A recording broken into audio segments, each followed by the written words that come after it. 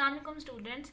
Today we are going to discuss another important topic of food science that is methods of food preservation. So what is basically food preservation? Preservation mean conserving something, safeguarding something.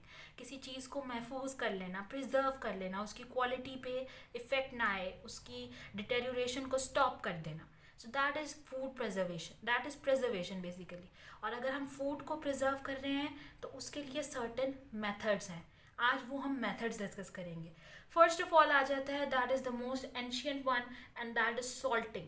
Salting का method food को preserve करने के लिए इस तरह से use किया जाता है कि सॉल्ट ऐड कर दिया जाता है प्रोडक्ट्स को और उसमें से मॉइस्चर जो है वो ड्रॉ कर लेता है सॉल्ट, उसे डिहाइड्रेट कर देता है, जिसकी वजह से बैक्टीरिया जो होती है ग्रोथ वो बिल्कुल नील हो जाती है उसमें और फूड प्रिजर्व हो जाता है. When food is free from pathogen, when it is not deteriorating, so you can say it is conserved और preserved.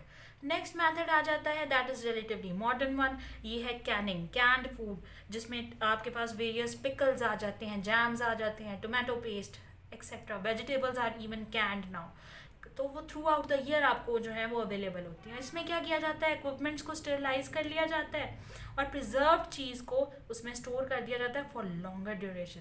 Then comes the pickling. Pickling is a method in which soaking the products, जो भी आपकी vegetables हैं, fruits हैं, उनको brine water with salt, जैसे cucumbers होते हैं, पिकल्ड क्यूकम्बर्स, या फिर आप उन्हें ऑयल्स में सोक कर देते हैं विद सॉल्ट.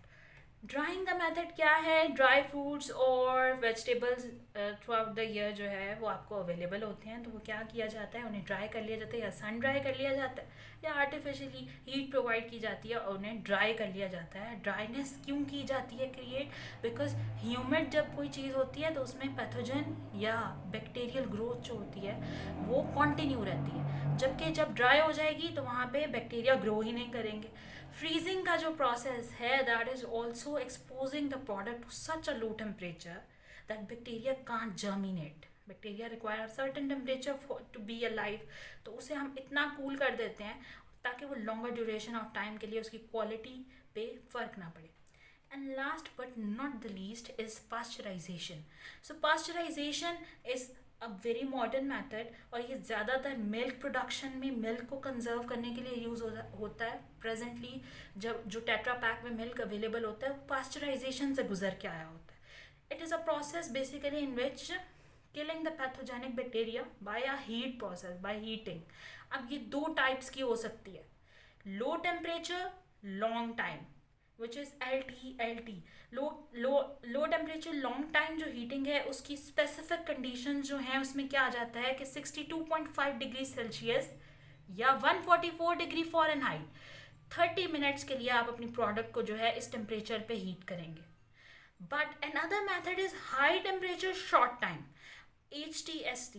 इसमें क्या होगा कि आपने बहुत हाई टेम्परेचर दे दिया दैट इज़ 72 डिग्री या 161.5 डिग्री फ़ारेनहाइट फॉर 15 सेकेंड्स के लिए सिर्फ आपने इस टेम्परेचर पे एक्सपोज किया प्रोडक्ट को और सारे पैथोजेंस जो हैं वो रिमूव हो जाएंगे and food will be preserved for longer times. और इसके एलेबरेट करने के लिए this is a pasteurization plant. As you can see इस पे टेम्परेचर रेंज जो है वो गिवन है और इसमें जो है milk, these are the heating pipes. अब इसमें जो है मिल्क जो है वो बेसिकली एक तरफ से आएगा, हीटिंग प्रोसेस में सर्टेन मिनट के लिए रहेगा and then you will gain the product. और उस प्रोडक्ट को आप क्या करेंगे, टेट्रा पैक्स में, जो कि आप इसे कैनिंग में भी कैटेगराइज कर सकते हैं कि आपने उसे प्रिजर्व कर दिया कि अब बाहर से कोई पैथोजन उसमें एंटर नहीं हो सकता. अच्छा, this was all about methods of food preservation. If you have any question, you can ask, or that was all about it. God bless you. Thank you very much.